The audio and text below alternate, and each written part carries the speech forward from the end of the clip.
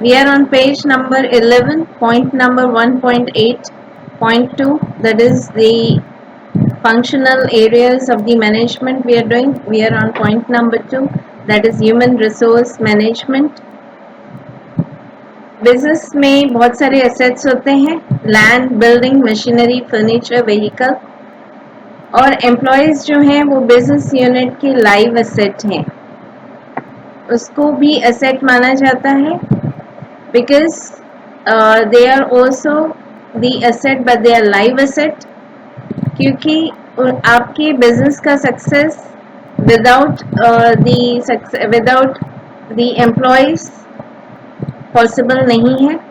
Therefore necessary हो जाता है कि आपको बहुत ज़्यादा ध्यान रखना है अपने एम्प्लॉयज़ का, क्योंकि सक्सेस आपका बिजनेस डिपेंड करेगा ऑन दोज एम्प्लॉयज़। बिजनेस के जो ऑब्जेक्टिव्स हैं वो इजीली अचीव होंगे, सक्सेसफुल होंगे, या आपको सक्सेस अचीव होगा बिजनेस में अगर आपके एम्प्लॉयज़ की नीड्स सेटिस्फाई होती हैं, तो उनको कंडक्टिव एनवायरनमेंट मिलता है। तो conductive environment is the environment where की एम्प्लॉयज़ अपने आप को सिक्योर फील करेंगे, सेटिस्फाइड फील करेंगे। तो आपको ध्यान रखना है उनको अप्रोप्रिएट एनवायरनमेंट मिले, उनकी जो नीड्स हैं वो सेटिस्फाई हों। आपको उनका ध्यान रखना है, एंथुसियाज्म उनका बढ़ाना है, लॉयल्टी उनका आपको लॉयल्टी बना रहे आपके ऑर्गेनाइजेशन के लिए, वो लॉयल रहें, that care you have to take. Feeling of oneness होना चाहिए अमंग द एम्प्लॉयज़, आपको डेवलप करना है कि सारे ही एम्प्लॉयज़ साथ मिलके आपके ऑर्गेनाइजेशन के लिए काम करें, and it increases their work efficiency. अगर आपने अपने एम्प्लॉयज़ को हर तरीके से सेटिस्फाई किया है तो उनका एफिशिएंसी जो है वो बढ़ेगा। अगर उनका एफिशिएंसी बढ़ता है तो वो आपके लिए अच्छे से काम करेंगे एंड ईजिली आप अपने बिजनेस के ऑब्जेक्टिव्स को अचीव कर पाएंगे। Meaning of the human resource management is कि वो एक प्रोसेस है और उसमें कंसिडर करना होता है आपको कौन से मेटल्स, प्रोफिशिएंसी को, knowledge, intelligence, likes, dislikes, personal development, necessity, etc. of the employees, integrate them with the business objectives, and channelize the business towards the path of the success and the profitability. मतलब कि आपको पहचानना है कि क्या proficiency है, क्या ability, skill है किसी भी एम्प्लॉय में, उसको कितना नॉलेज है, इंटेलिजेंस कितना है, और आपको उनके लाइक्स डिसलाइक का भी ध्यान रखना है। उनको पर्सनल डेवलपमेंट ट्रेनिंग देके आपको उनको डेवलपमेंट भी करना ज़रूरी है, डेवलप करना भी ज़रूरी है। उनकी नेसेसिटी का भी ध्यान रखना है। तो सही इंसान को सही काम आप देंगे और उन एम्प्लॉयज़ को इंटीग्रेट करेंगे विद द बिजनेस ऑब्जेक्टिव्स, कि जो भी सारे बिजनेस के ऑब्जेक्टिव्स हैं उनको जोड़ेंगे एम्प्लॉयज़ के प्रोफिशिएंसी, नॉलेज, इंटेलिजेंस के साथ। सही इंसान को सही जगह पे एम्प्लॉय करके, उनके लाइक्स डिसलाइक का ध्यान रख के, उनका डेवलपमेंट करके, तो अगर आपके एम्प्लॉयज़ जो हैं हैप्पी होंगे तो वो अच्छे तरीके से आपके लिए काम करेंगे और आपकी बिजनेस जो है वो ऑन पाथ होगा, on the path of success and profitability. Business को सक्सेस मिलेगा और आपका प्रॉफिटेबिलिटी, बिजनेस का प्रॉफिट इंक्रीज होगा। Then we come to the characteristics of the human resource development. It includes the selection, employees को select करना, सही employees को select करने के बाद उनको training देना, जब जिस तरीके का ट्रेनिंग रिक्वायर्ड है, उनको प्रमोशंस देना, अगर कोई अच्छे से आपके लिए काम कर रहा है तो उस एफिशिएंट एम्प्लॉय को प्रमोशन देना, डायरेक्शन देना एम्प्लॉयज़ को, is the human resource management. Point number 2, human resource enables to Establish the business objectives by the way of integrating them with the individual objectives. Business objectives को और individual employees के objective को दोनों को integrate करना, मिलाना, एक बनाना कि जो एफिशिएंट एम्प्लॉयज हैं उनको आप अच्छे तरीके से यूज करें, सेटिस्फाई करें, तो वो आपके लिए अच्छे से काम करेंगे. अगर आपका बिजनेस वो अच्छे से संभालते हैं तो बिजनेस के ऑब्जेक्टिव्स अचीव होंगे. Point number 3, basic function of the human resource is to manage the employees as they are valuable assets of the business. उनको सही तरीके से मैनेज करना, उनका पूरे तरीके से ध्यान रखना, हर तरीके से सेटिस्फाई करना. Employees are your valuable assets. और अगर आपने उनको हर तरीके से सेटिस्फाई किया तो फिर वो आपकी बिजनेस के ऑब्जेक्टिव्स अचीव करने में मदद करेंगे and the success of the business will be possible. Point number 4, it provides the proper training and thus develop the personnel for the job. Employees को time to time proper training देना, उनको personal को अपने employees को develop करना, job के लिए उनको उनका एफिशिएंसी इंक्रीज करना, that is human resource management.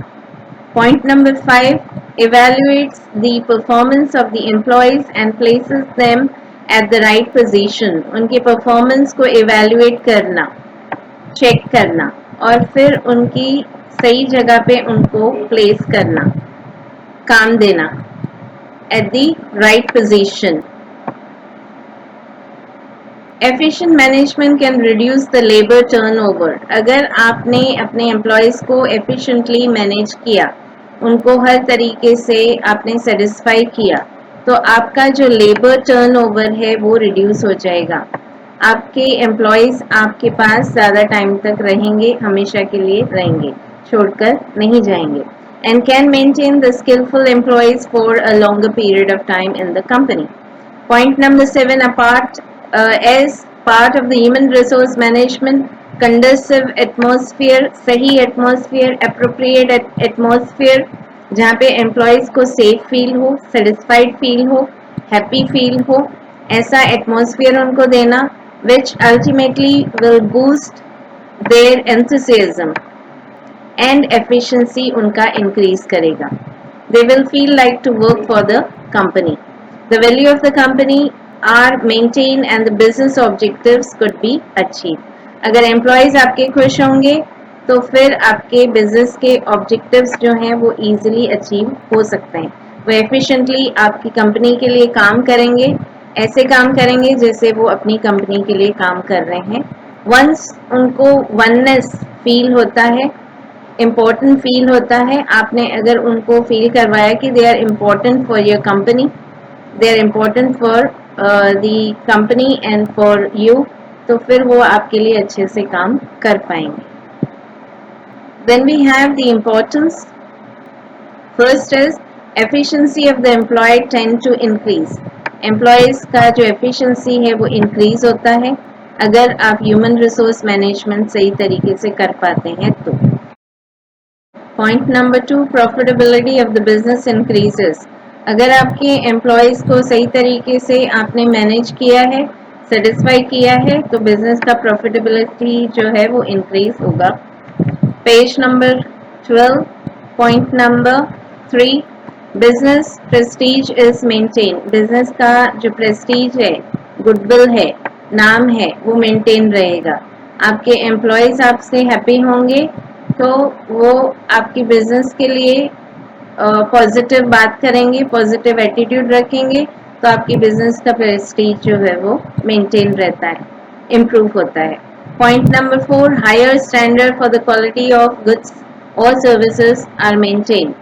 आपने जो स्टैंडर्ड सेट किया है क्वालिटी का, किस हायर स्टैंडर्ड के quality of goods and services आप प्रोड्यूस करेंगे, वो मेंटेन रहता है, आपके एम्प्लॉयज़ उसको मेंटेन रखते हैं.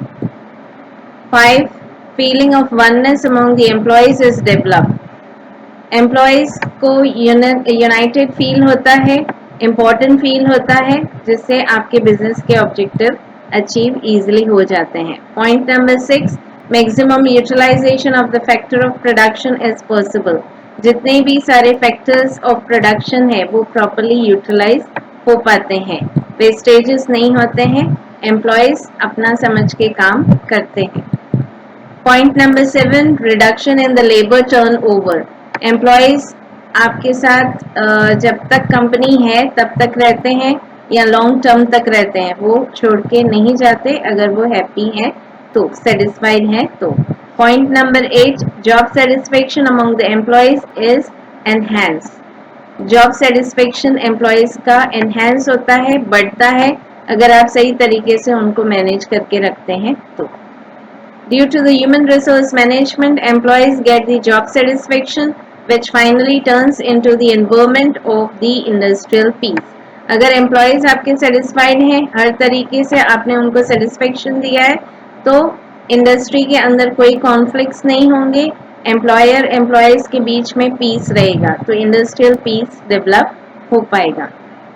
Financial management is like the lifeblood of business. No activity is possible without finance. This we have learned कि finance is very important for the business. It is like the blood in the body. The blood is important for the body, same is the finance important for the business. Finance is required for the establishment, development, expansion, modernization of the business. Meaning is financial management deals with the finance function of the business. Financial function means the function of acquisition. Financial function के अंदर acquisition, finance को acquire करना, कौन से sources से आप finance लेंगे वो डिसाइड करना, और फिर एक्वायर करना, फाइनेंस लेना, लोन लेना, उसका utilisation of the finance and allocation of the capital, उसका सही तरीके से यूटिलाइजेशन और सही जगह पे उसको सही अमाउंट में यूज करना। This function must be done in the ideal and the efficient manner. बहुत ज़रूरी है कि फाइनेंस को आप सही तरीके से यूटिलाइज करें, because it is the resource and scarce resource, limited resource.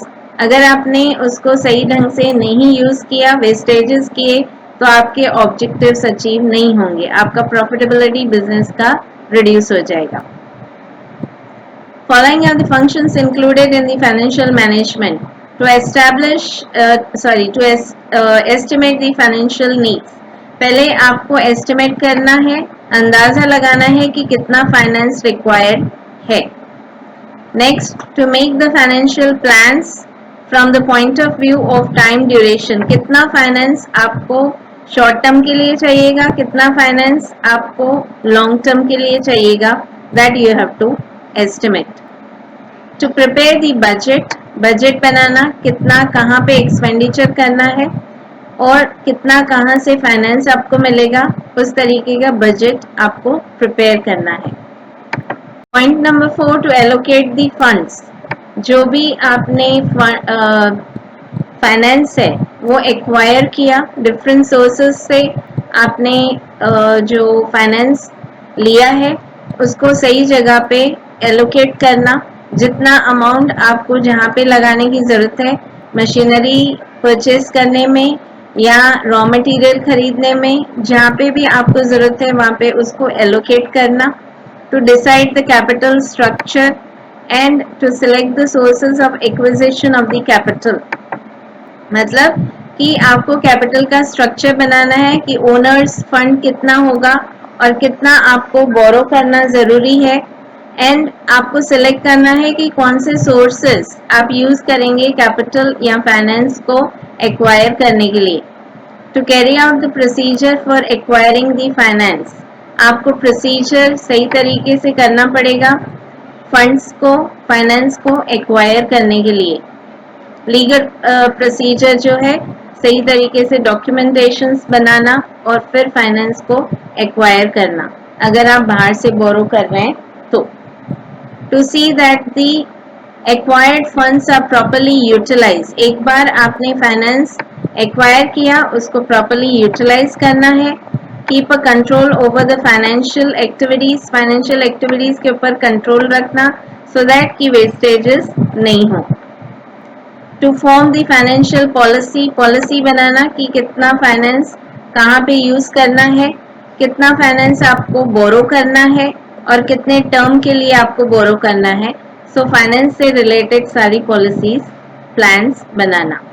To plan for the taxes आपको पे करने हैं, उसके लिए भी फाइनेंस आपको रखना पड़ेगा, एक्वायर करना पड़ेगा। टाइम टू टाइम टैक्सेस आपको गवर्नमेंट को पे करने हैं। To make the arrangement for the assets के ऊपर भी फाइनेंस आपको यूज करना है, तो उसके लिए भी फाइनेंस सही तरीके से सही असेट्स पर यूज करना, यूटिलाइज करना। And the last point is production management, process of conversion of the naturally available raw material into the consumable finished goods with the help of human efforts is known as production. Production जो है वो raw material को semi finished products को finished products में convert करना, उसका utility create करना, utility increase करना, so that they are useful to the human with the help of efforts, employees के मदद से, that is production management produces the goods and services which are capable to satisfy the consumers needs. आप ऐसे goods and services produce करेंगे with the help of employees कि वो human beings के needs को सेटिस्फाई करेंगे, वांट्स को satisfy करेंगे। तो आपको प्रोडक्शन करना है, मतलब उसका यूटिलिटी कमोडिटी का बढ़ाना है, so that it is useful to the consumers. The functions included in the production management are to decide the production plan, production का प्लानिंग करना, मेंटल एक प्लान बना के रखना कि किस तरीके से प्रोडक्शन होगा, क्या प्रोड्यूस करना है, कौन प्रोड्यूस करेगा, कितना प्रोड्यूस करना है। To undertake the production research, production का रिसर्च कंडक्ट करना कि क्या प्रोड्यूस करना है मार्केट में, कंज्यूमर्स का रिक्वायरमेंट क्या है, नेसेसिटी क्या है, प्रोडक्शन प्रोसेस कौन सा जो टेक्निक यूज़ करना है, मशीनरी कौन सा यूज़ करना है, उसका रिसर्च कंडक्ट करना। To select the production development as well as the production mix, production mix is production जो आप करने वाले हैं, नया प्रोडक्ट है, उसका अपीयरेंस, कलर, साइज डिसाइड करना या एग्जिस्टिंग प्रोडक्ट में कुछ चेंजेस ले आना। To select the technology, technique कौन सा यूज़ करना है, मशीनरी कौन सा यूज़ करना है। To take the decision regarding selection of the location, कौन से लोकेशन पे प्रोडक्शन होगा, मशीनरी का लेआउट क्या होगा। एस्टिमेट करना रिक्वायर्ड मटेरियल, कितना मटेरियल रिक्वायर्ड होगा, प्रोडक्शन कितना करना है as per the need of the market. To have the production control, production process के ऊपर कंट्रोल रखना सो दैट वेस्टेजेस नहीं हो। क्वालिटी कंट्रोल रखना, क्वालिटी जो आपने स्टैंडर्ड डिसाइड किया है वो क्वालिटी लो नहीं होना चाहिए। To undertake the activities to control the expenditure, expenditure जो है आपके फाइनेंस जो आपने यूज़ किया है उसका एक्सपेंडिचर का वेस्टेजेस नहीं होना चाहिए। अगर वेस्टेज हुआ तो कॉस्ट ऑफ प्रोडक्शन बढ़ जाएगा और आपका प्रोडक्टिविटी जो है वो इंक्रीज नहीं हो पाएगा। To introduce the variations and simplification in the production process, introduce करना variations, time to time changes ले आना और प्रोडक्शन प्रोसेस को जितना हो सके उतना सिंपल रखना।